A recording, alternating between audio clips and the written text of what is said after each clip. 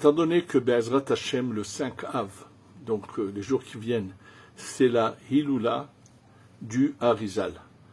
Et ça va être l'occasion de raconter tout ce qu'on sait sur ce personnage. Et ça va, par rapport à plusieurs faits, ça va également nous donner une idée un peu plus claire de comment doit se passer la venue du Mashiach, puisque comme on le sait, on a les choses écrites, il allait se révéler comme le Mashiach à son époque, et malheureusement, il manquait pas grand-chose pour qu'il ça se passe comme ça. Ça ne s'est pas passé comme ça. Et la raison essentielle qui a fait que ça ne marche pas, c'est sûr que la génération n'était pas apte à cela. Il doit y avoir des gens qui ont malheureusement, à cause d'eux, ce n'est pas venu. Mais comment les faits se sont passés? On va d'abord commencer par ce passage-là qui est écrit dans un des livres du Harizal qui s'appelle le Sha'ar HaGilgulim. Et là, dans le Sha'ar HaGilgulim, dans le 38e chapitre, je vais vous dire mot à mot ce que Rabbi Chaim Vital, son élève, écrit et qui va nous donner une image pour mieux comprendre quelle est l'attitude des gens dans la vie sur beaucoup de domaines. Alors là, je vous dis, voilà les mots qui sont écrits dans le livre qui s'appelle le Sha'ar HaGilgulim de Rabbi Chaim Vital, 38e chapitre. Il dit comme ça. Ve'ata ertov, maintenant je vais t'écrire ce que m'a dit mon Rav, 7 jours avant qu'il quitte ce monde. Donc 7 jours avant le 5 Av, voilà ce qu'il a dit, le Harizal à Rabbi Chaim Vital. Sache, je vais directement vous traduire les choses. Depuis la première heure qui m'a parlé, ça veut dire depuis la première heure qui m'a parlé, il faut savoir que le Harizal, d'abord, c'est vrai, il est né à Yerushalayim. Aujourd'hui, nous connaissons le lieu où il est né. C'est une maison qui doit avoir dans 500 ans, qui se trouve dans le quartier juif de la vieille ville. Il y a un rez-de-chaussée et l'étage au-dessus. L'étage au-dessus se trouvait un lieu de prière, un Beth Knesset, qui a été utilisé d'abord par le Rav Yitzhak Emmanuel Ricci, l'auteur du Mishnat Chassidim, d'origine italienne, qui avait ce Beth Knesset. Et lorsque Rav Emmanuel Ricci a été assassiné, celui qui a pris la suite de ce lieu de prière de Beth Knesset, de Beth Midrash, lieu d'étude, c'est Rabbi Chaim Ben Attar, l'auteur du commentaire sur la Torah Ora Chaim HaKadosh. Donc ça c'est à l'étage. Au rez-de-chaussée, il y a un endroit, il y a aujourd'hui aussi comme un lieu de prière, et dans lequel nous avons la transmission que c'est là qu'était né le Harizal. Rabbi Yitzhak Luria Ashkenazi, en 5300. En 5300 est né le Harizal, donc là-bas. Bien sûr que je vous parlerai après de sa naissance très particulière, comment Eliyahu est venu chez son père, ça je vais vous le lire dans la suite du cours. Et enfant, Rabbi Yitzhak Luria Ashkenazi, étant donné qu'il perd son père quand il est jeune, c'est une lumière, un prodige en Torah. Sa mère décide d'aller avec lui au Caire, où se trouve son oncle, qui s'appelle Rabbi Betzalel Ashkenazi, l'auteur d'un livre très connu pour ceux qui étudient le chasse, la Shita Mekubetset. Et lorsqu'il va aller là-bas, il va devenir, à l'âge de 15 ans, il dépasse tous les plus grands érudits en Torah, lui, les dépasse à l'âge de 15 ans. Et d'ailleurs, son oncle va lui donner sa fille en femme, l'épouse, il va le marier à sa fille, et il va lui donner un lieu où il va pouvoir étudier tranquillement. Et en fait, il va être pendant toute la semaine dans un endroit près du Nil où il va être seul à étudier jour et nuit. Il va arriver à des niveaux où finalement Eliyahu se révèle à lui. Et bien sûr, Eliyahu va lui révéler la compréhension profonde des écrits du Zohar. Parce que lui avait d'abord étudié la compréhension du Zohar. Son premier Rav, c'est Rav Moshe Cordovero. Mais Rav Moshe Cordovero a écrit un ouvrage énorme sur le Zohar, mais qui n'est pas du tout dans l'approche du Harizal. C'est comme une approche plutôt du texte. Et son élève Rabbi Chaim Vital va étudier chez Rav Moshe Cordovero pendant des années. Et voilà qu'un beau jour, on dit à Rabbi au Harizal qui est en Égypte, tu vas aller maintenant à Tzfat pour transmettre tout ce que tu as reçu de Eliyahu Hanavi à Rabbi Chaim Vital. Maintenant, comment Rabbi Chaim Vital va finalement rencontrer le Harizal? Il lui vient en rêve dans la nuit en lui disant viens chez moi, et lui il comprend pas, il se dit quoi? Lui, Rabbi Chaim Vital était l'élève le plus prodige de Rav Moshe Cordovero, donc à Tzfat, il s'imaginait pas qu'il peut y avoir quelqu'un qui sache mieux que lui les choses. Et puis un beau jour, il décide de tester ses rêves, puisque plusieurs fois le Harizal lui vient en rêve, il dit tiens, et il entend parler il se dit bon, je vais aller, parce que le Harizal ne se révélait à personne. Donc il avait un sujet sur lequel il voulait absolument comprendre, qu'il voyait qu'il ne comprenait pas. Il a décidé d'aller et de tester le Harizal. Donc il arrive, il rentre, il lui dit je peux venir parler avec toi en Torah et poser des questions. Il lui dit oui.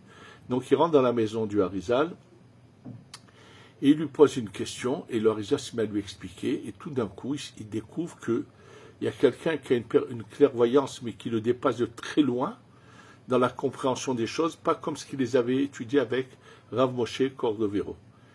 Il continue à poser des questions, il reçoit des réponses, mais il n'en croit pas ses yeux, Et puis, il pose encore une question, et puis à la fin, le Harizal lui dit non, je ne peux pas t'en dire plus.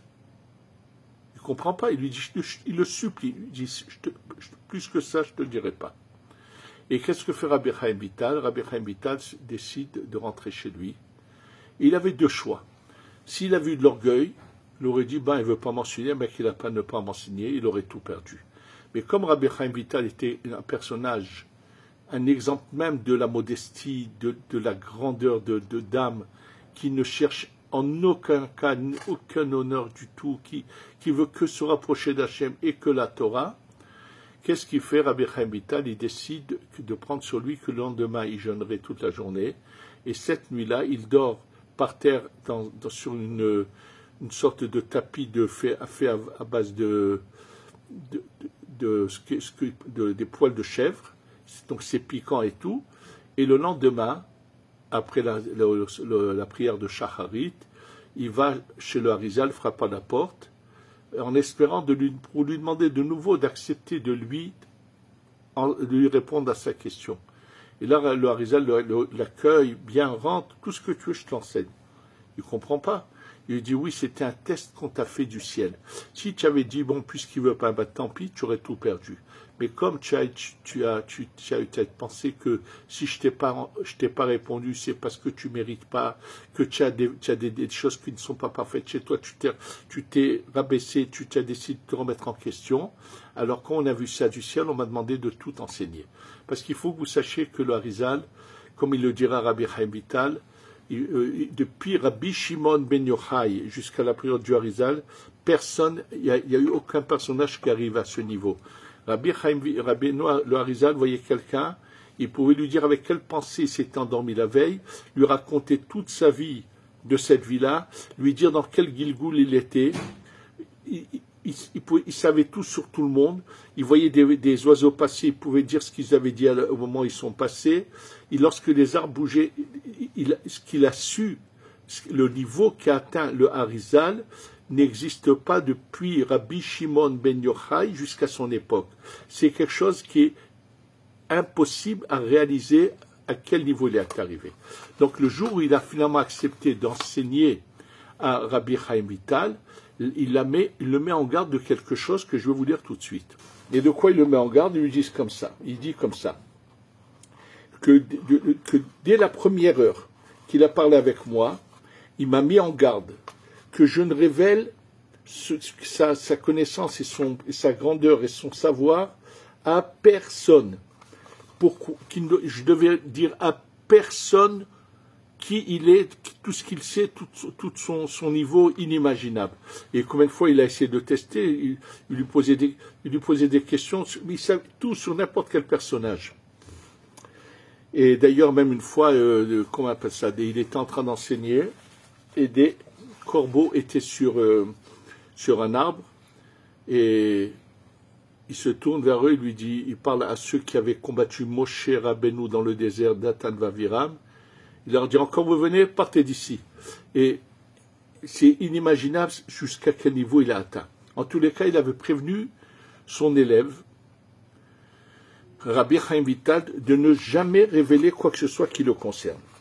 Parce que pourquoi? Le fait que lui soit venu uniquement pour me réparer à moi, c'est Rabbi Chaim Vital, et qu'ensuite, une fois, c'est-à-dire qu'il devait lui réparer Rabbi Chaim Vital, et par l'intermédiaire de Rabbi Chaim Vital, il y aurait eu la réparation de tout le reste de la génération, et comme le dit le Chida, il est mort en 5333, et donc il est né un peu avant 5300, puisque je crois qu'il avait 38 ans lorsqu'il est mort, et en tous les cas, il dit s'il était arrivé à 5335, il aurait pu, il se serait dévoilé comme Mashiach, comme on va le voir, qu'il y a eu deux opportunités où il devait se révéler. Et là, il est mort trop tôt, où il aurait pu encore se révéler, mais à la suite de cet événement que je vais vous lire maintenant. Et donc, il lui dit, c'est comme ça que il m'a mis en garde. Chez que si je révèle aux gens qu'il y aura ce qui va être les conséquences néfastes de cela seront très grandes pour lui, pour moi et pour le monde entier. Et voilà ce qui se passe, c'est qu'en fait, Rabbi Chaim Vital donc allait régulièrement étudier chez le Harizal, mais dans une ville comme Tzfat qui n'est pas énorme. Ça, tout le monde se le voit que tous les jours à une certaine heure, il s'enferme avec lui quelque part à étudier. Et le Rav de Rabbi Chaim Vital, c'est le Rav Moshe Alshir, celui qui a écrit le commentaire sur la Torah, Torah Moshe de Rav Moshe Alshir, très connu, qui vit à Tzfat à ce moment-là. Et le Rav Moshe Alshir était le Rav dans le Pshat de Rabbi Chaim Vital. D'ailleurs, lorsque le Harizal va rencontrer Rabbi Chaim Vital, il va lui dire, sache qu'une fois, toi et Rav Moshe Alshir, vous vous êtes penchés sur un cas d'une femme dont le mari n'était jamais revenu, et vous étiez arrivé à la conclusion que cette femme, elle était permise parce que vous avez, d'après ce que vous avez eu comme témoignage, ça voudrait dire que son mari n'est plus de ce monde. Sache que si vous aviez approfondi la chose, vous vous serez rendu compte que vous faites une erreur. Et en fait, il lui dit, tu saches qu'à cause de ça, il a été décrété sur toi, Rabbi Chaim Vital, qu'il lui dit à quel âge, que je ne sais pas combien d'années avant son moment, il devrait quitter ce monde. Et puis un beau jour, Rabbi Chaim Vital va jeûner pendant 3 jours d'affilée et faire ce qu'il faut pour réparer cela. Et finalement, c'est accepté au ciel. Il va donc finalement vivre au-delà de 80 ans, Rabbi Chaim Vital. Mais c'est pour vous dire, il le voit, il lui dit une fois, vous avez eu ça et ça. Il voyait tout, il savait tout. En tous les cas, Rav Moshe Alshir est le Rav de Rabbi Chaim Vital dans ce qu'on appelle le Pshat, dans la halacha. Et comme il voit que son élève va souvent, un jour il l'attrape et lui dit, je te donne l'ordre formel de me dire que qu'est-ce qu'il y a de particulier chez Rabbi Yitzhak Luri Ashkenazi le Harizal, ou pourquoi tu vas constamment étudier chez lui. Et donc il dit, ou mais quoi Zerato, puisqu'il m'avait obligé à parler. Donc je lui ai dit, sache que tout ce que moi j'ai pu apprendre chez Rav Moshe Cordovero, rien à voir, il lui raconte. Donc dès que Rav Moshe Alshir sait de cela, il va le dire à d'autres rabbanim de Tzfat. Et qu'est-ce qui va se passer? À chaque fois que Rabbi Chaim Vital va aller étudier chez le Harizal, ils vont tous venir et rentrer. Et donc ils sont mis à être nombreux. Et lui, qu'est-ce qu'il a pensé tout de suite, Rabbi Chaim Vital? Il dit, j'ai pensé que, quelle merveille j'ai fait, que je leur ai fait découvrir une lumière pareille. C'est sûr qu'ils étaient impressionnés de sa grandeur. Il dit, j'étais sûr que j'avais fait une grande mitzvah pour donner au mérite à tous ceux qui ont vu le Harizal, on commence à faire une grande teshuva. Et il dit, et combien de fois le Rav le prenait en tête à tête et lui disait, je n'ai pas le temps de t'enseigner avec toi tout ce que je veux te dire à cause de ceux qui rentrent. Et tu sais très bien que tu m'en provoques des conséquences négatives, le fait qu'ils viennent. Et tu sais que moi, je suis quelqu'un de modeste, j'ose pas leur dire non, je pars, partez. Et bien que ça me cause du tort, je n'arrive pas à les repousser. Et ils sont en train de... Et donc, ils lui mettaient la pression de répondre aux questions que pose. Et donc, en fait, et lui, Rabbi Chaim Vital, il fait pas cas. Je dis, mais non, si j'ai fait une mitzvah. Et se passe 3 mois, et après ces 3 mois que cette histoire commence, un jour il le prend tête à tête, il lui dit, viens, je vais te révéler, tu vas comprendre pourquoi c'est à toi que je vais enseigner, et pas à tous les autres. Et là, il lui fait des révélations sur la source de sa neshama, où elle était, dans quel membre de Adam Arishon elle était. En fait, il lui avait enseigné précédemment quelles étaient les racines des Neshamot d'Adam Arishon, desquelles sont sortis les plus grandes tzadikim. Il lui parle de 2 racines. Il lui explique, c'est marqué en long et en large, ce que je vous dis. Et il lui dit, toi, tu fais partie de telle racine à tel endroit. Il lui donne dans les moindres détails. C'est la même racine que celle de Rabbi Akiva, bref. Et tout ça, l'Arizal lui dit pour lui dire, toi, tu es différent des autres, comprends et arrête. Et lui, il ne voulait pas. Il s'est dit, non, je fais que de bonnes choses.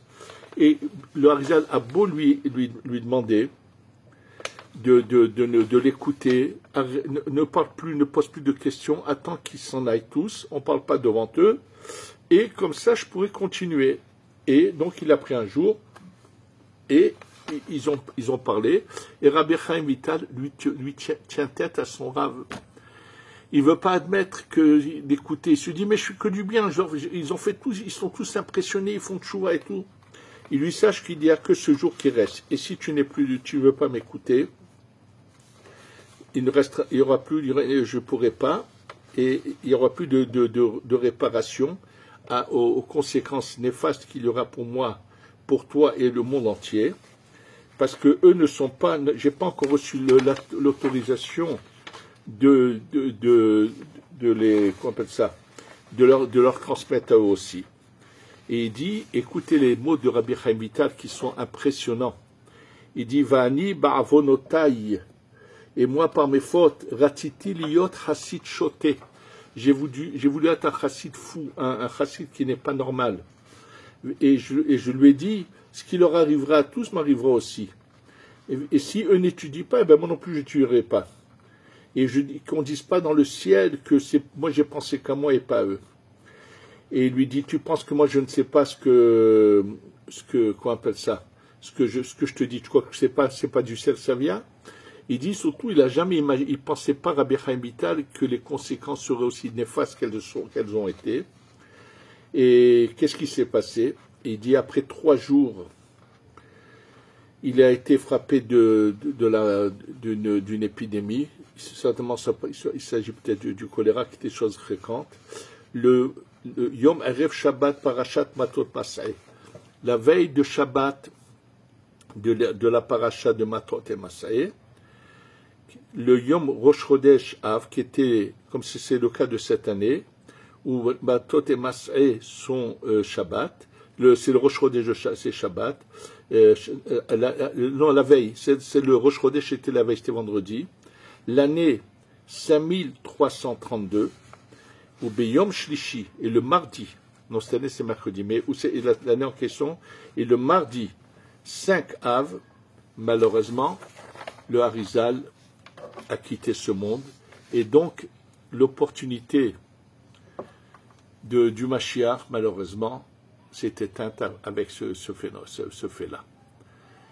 Ça a été bien sûr, c'est sûr que Rabbi Chaim Vital, ce tzaddik, aurait dû dire, si mon Rav me dit je dois l'écouter, a voulu absolument le diffuser en pensant qu'il faudrait ramener beaucoup de gens à faire tchouva, aller de mieux en mieux et tout, a été une erreur, mais c'est parce que la génération n'était pas apte.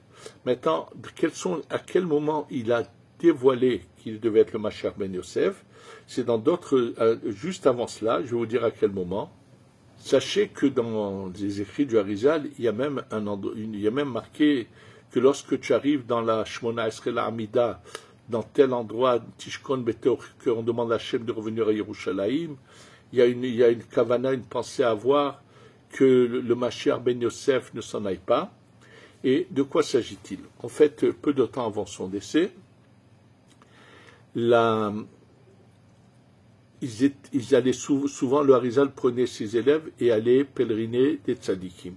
Or, pas très loin, entre Tzfat et Méron, il y a un endroit où sont enterrés Shmaya et Aftalion. Alors, Shmaya et Aftalion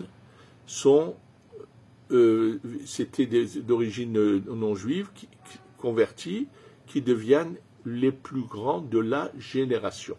Alors, qui sont Shmaya et Aftalion? Ce sont les rabbanim de Hillel et Shammai. Sachez que ça fait partie, ceux qui lisent le Pirkei Avot, au début du Pirkei Avot sont mentionnées des choses enseignées par certains rabbanim, mais vous allez remarquer, chose très surprenante apparemment, c'est que ces rabbanim n'ont pas de titre comme Rav ou Rabbi avant leur nom. Ils sont appelés par leur nom sans de titre avant.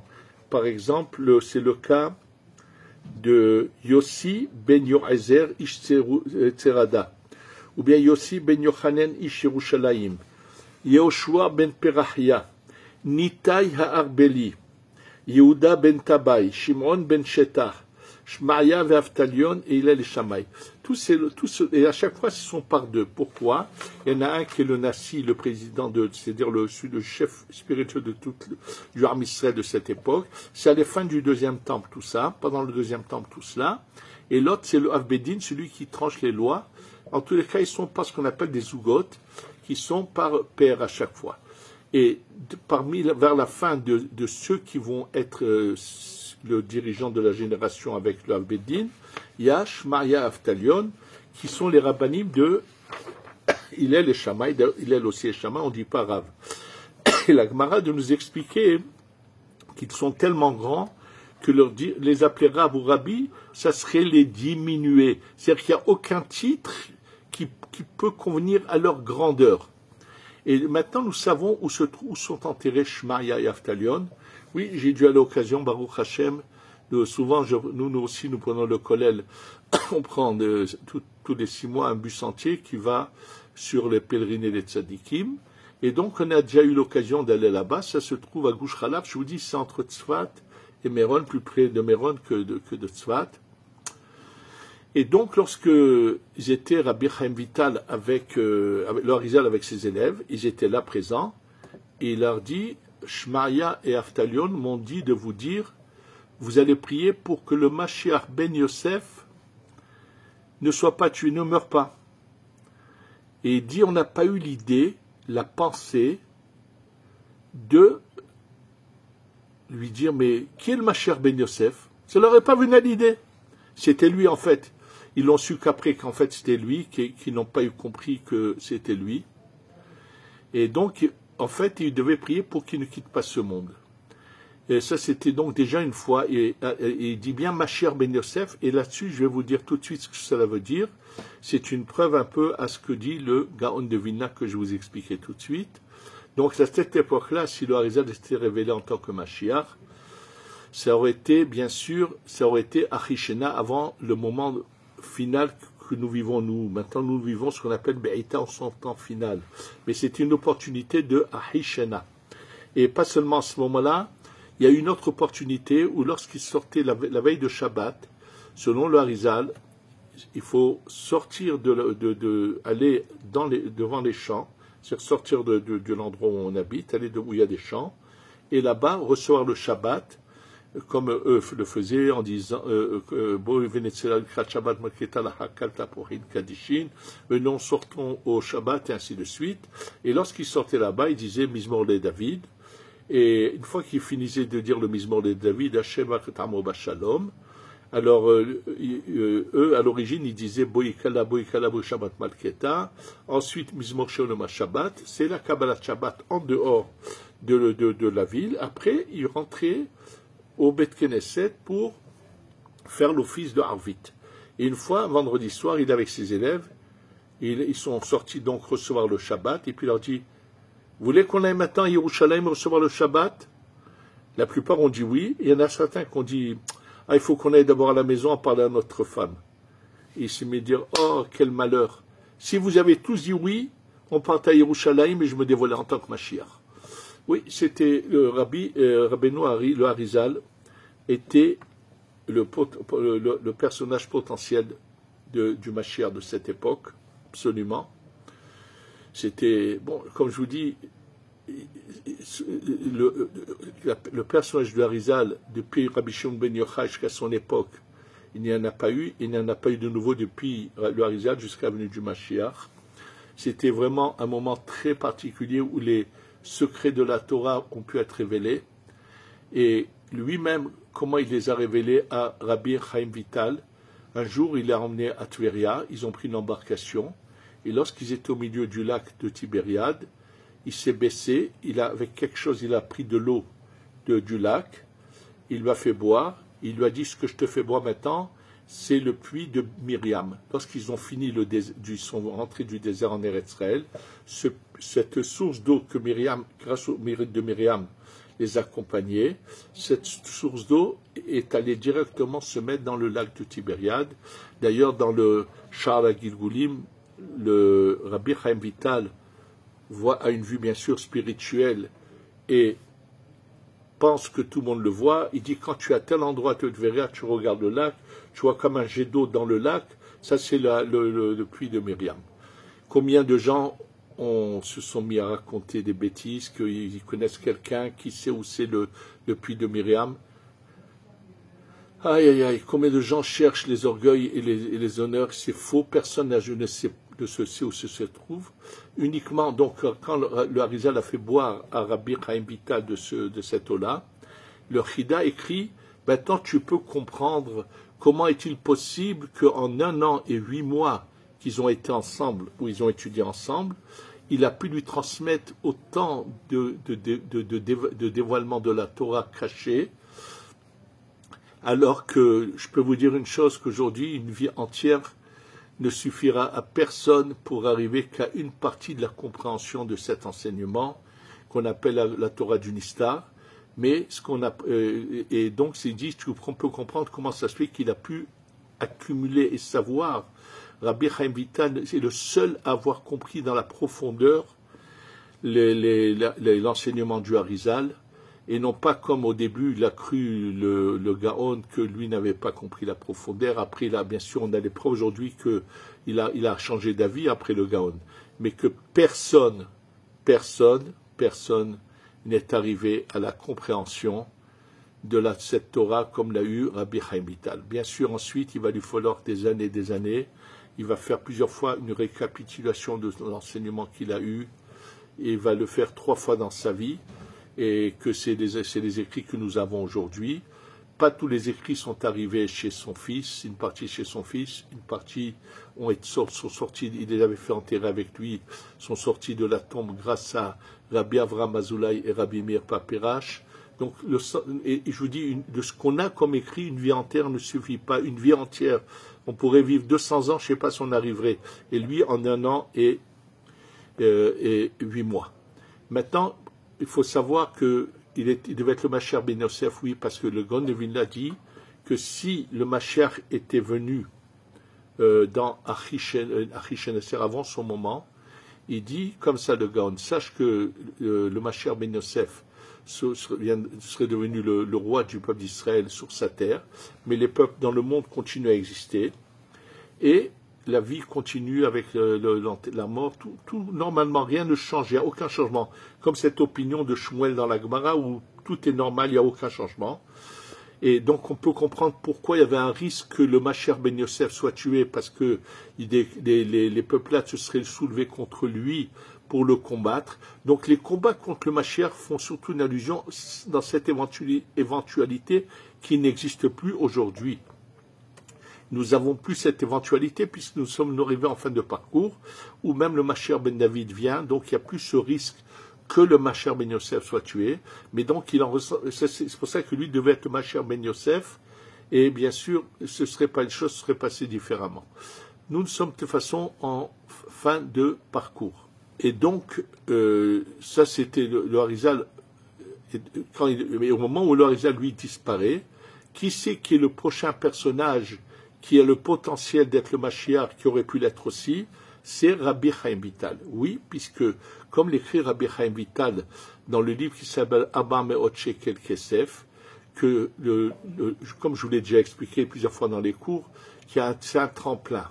Il y a d'abord un personnage vivant parmi nous qui va commencer à recevoir la Neshama du Mashiach et qui va se dévoiler avec les ans du Beth Amikdash, mais ce n'est qu'un tremplin puisque la finalité, c'est Moshe Rabbeinu en personne qui se révèle, et à ce moment-là, le Mashiach Ben Yosef et le Mashiach Ben David seront à ses côtés.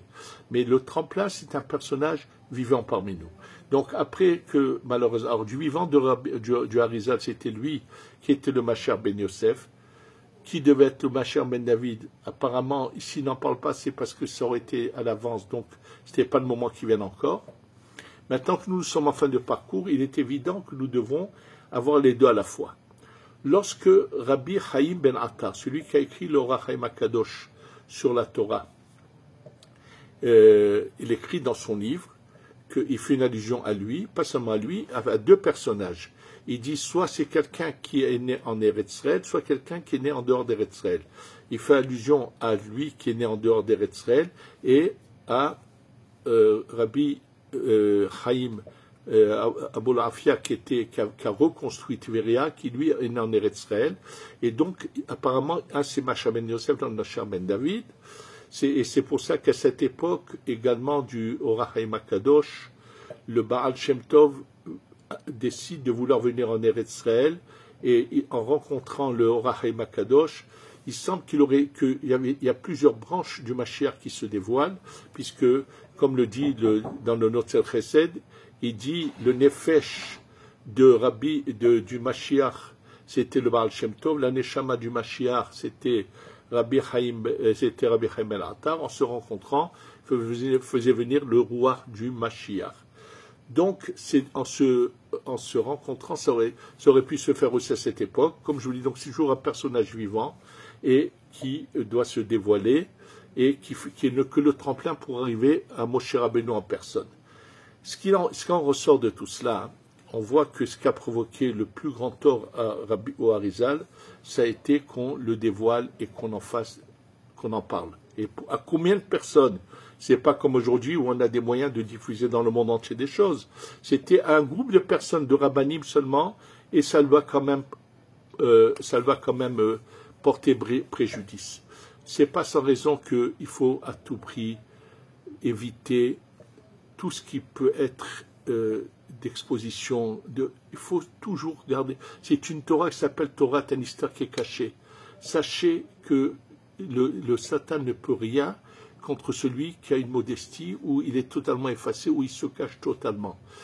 Dès l'instant où quelqu'un s'expose et se présente au public et laisse qu'on le diffuse ou quoi, il se fait du tort à lui et il ne peut faire que du tort à tous. Nous sommes en fin de parcours. C'est clair, nous sommes arrivés à la fin, le Shabbat va rentrer, ça veut dire l'entrée du 7e millénaire va bientôt commencer, ce grand Shabbat. Nous avons le Harizal qui était potentiellement, et c'est marqué que lorsque cette Torah se diffusera dans le monde, c'est la preuve que le Mashiach vient. Je peux vous dire une chose, que lorsque moi j'avais commencé à apprendre, il n'y avait pratiquement pas de kolim de Kabbalah. C'était presque introuvable de gens qui commençaient à étudier cela. Aujourd'hui, c'est inimaginable combien de kolélim.